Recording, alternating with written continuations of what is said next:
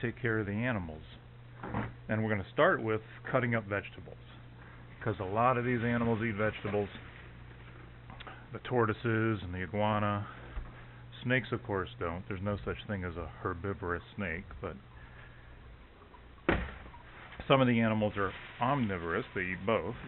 So from the refrigerator, you want to take out all the vegetables that there are, and you want to get a look at what there is. So here we've got some kale, and some broccoli, some more broccoli, and we have two sources of vegetables. One is the grocery store, and one is Kent Natural Foods. This broccoli came from Kent Natural Foods, and they gave it to us because it's just about gone bad. So we get whatever they cull from their vegetables, and so I'm going to go ahead and cut this up first. But what you want to do is take a little bit of everything. So there's the broccoli I'm going to cut up.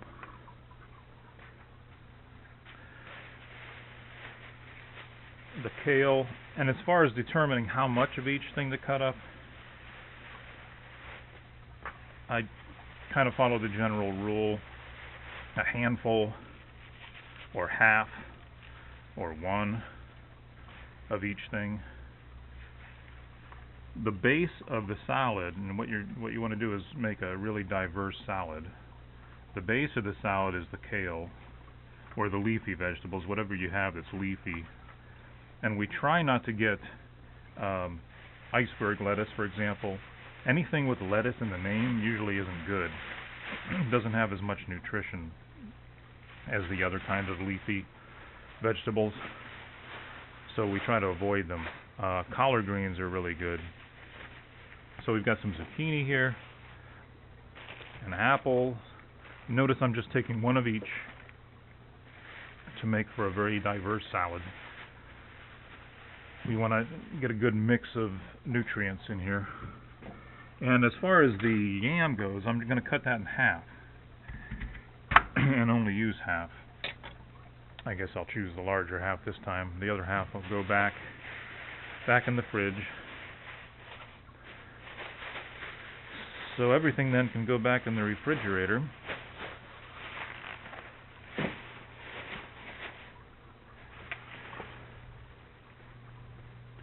We usually store everything on the bottom shelf. If there can be other vegetables also up on this upper shelf. Usually that's where we'll put the vegetables that we get from Kent Natural Foods that they donate to us, that's somewhat past its sale date. And what I usually do when cutting up the veggies is cut up the leafy greens first, because again, that is the base of the salad. And everything goes into this bucket. This is the mixing bucket. So once you throw everything in there, you can really easily mix it up. You'll notice I've got a little pile of banana here. That's a banana that we got from Kent Natural Foods. It's way ripe. It's nothing that you would want to eat probably. But I cut it up and I'm leaving it off to the side. I'm not going to throw it in the bucket because it would just smear in with everything else. It's so ripe and soft. And anything that we get that is that ripe and soft, like avocados or pears that are really ripe, we'll cut it up and leave it off to the side. And then when we're making up the food bowl for the animal, we'll put it on top. After we put in all the other, the pile of other vegetables, we'll put the overripe fruits on top. Basically, it's kind of like a garnish. Notice I'm cutting up the stems too, and everything gets cut up to an average bite size for these animals. And some of the animals are, larger than others. So, look, for example, the iguana, the sulcata tortoise, Darwin. They can take some really big bites. So you don't have to cut it up very small for them. But then other animals, you'll want to cut it up a little bit smaller. So there's the base of our salad, the kale. Now I'm going to cut up the broccoli. And the broccoli can be really tough. So you want to be careful. And this knife has a serrated blade. So you want to kind of use some sawing motion when you're using it. That'll make it a lot easier to cut. If you're just fishing, you're going to have a hard time. It's not the best knife in the world, but it works.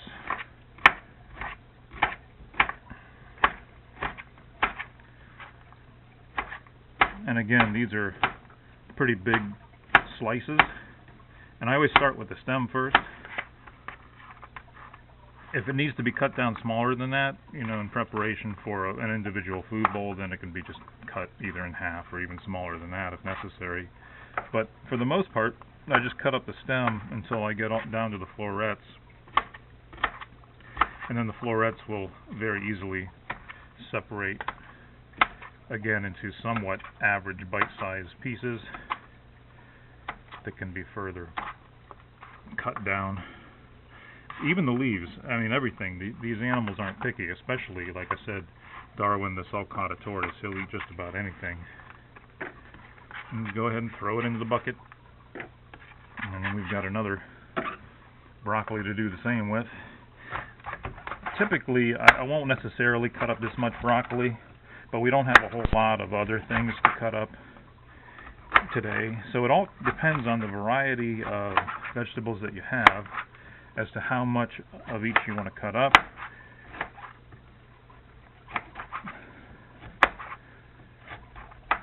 And it also depends on how far along they are in terms of rotting.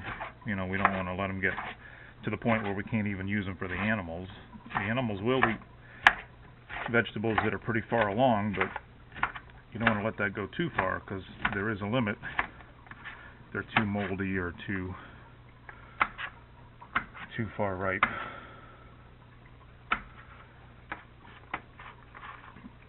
And a lot of these pieces are pretty big, so they will need to be cut down further for certain animals. You can also pick and choose and try to keep the floor as clean as possible. As you can see, there are a number of pieces down here already. But you want to try to keep it off the floor as much as possible and pick it up as soon as you drop it to make sure that you don't step on it. Because if you drop it on the floor and then step on it, it's going to be crushed and smeared and even more difficult to clean up.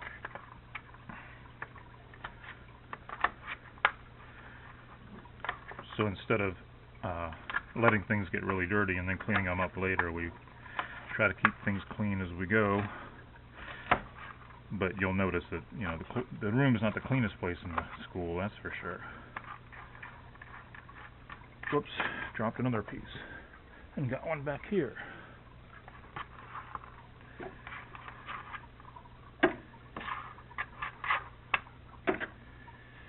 Now for the apple. What I usually do is cut it in half, then cut it lengthwise, and then slice all along those lengths. And when I get to the end here, because it's curved, you can really easily accidentally slip back and cut your fingers. So I flip it over then and cut the rest a little safer that way. And go ahead and throw it in the mixing bucket.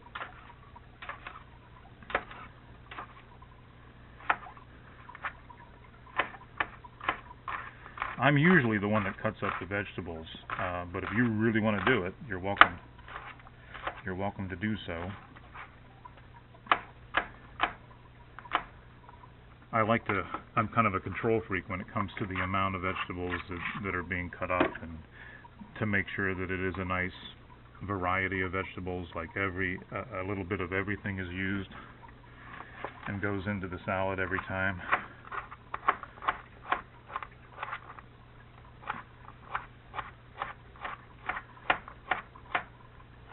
That way it all kinds of runs out at the same time. In other words, we won't run out of kale before we run out of broccoli, or before we run out of carrots or whatever. So it all kind of is used up at the same rate, and I can all buy it, you know, all at the same time and replace it all at the same time. When I cut up the carrots, I usually do it at an angle like this. Especially at the thin end of the carrot, to try to make the pieces a little bit bigger. And then as you approach the end of the carrot that is a little bit bigger, you can kind of straighten it out. And I I tend to make my slices pretty thin, and I said I'm going kind of fast, and that's because I've done this a billion times over the years, so I've gotten pretty fast at cutting. And even the very end here with the stem, you can go ahead and throw that in too, because the animals don't mind eating the stem, especially, again, Darwin. He'll eat just about anything you put in front of him. When it comes to the yam, it's already been cut in half, and I'll cut it lengthwise. It's the same way that I do the apple, basically. Just cut it lengthwise a number of times first, and then go ahead and slice along its length, being careful not to cut your fingers. Of course, I have cut myself a number of times, so please don't cut yourself. You don't have to hurry.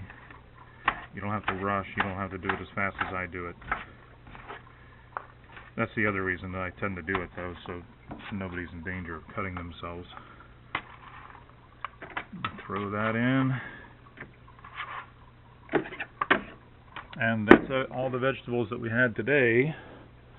So I'm going to gather up all these pieces, and then you can see we've got the salad all in the bucket, and then you can toss it around. It's a nice tossed salad, a varied tossed salad, a lot of variety in there, a lot of different vitamins and minerals.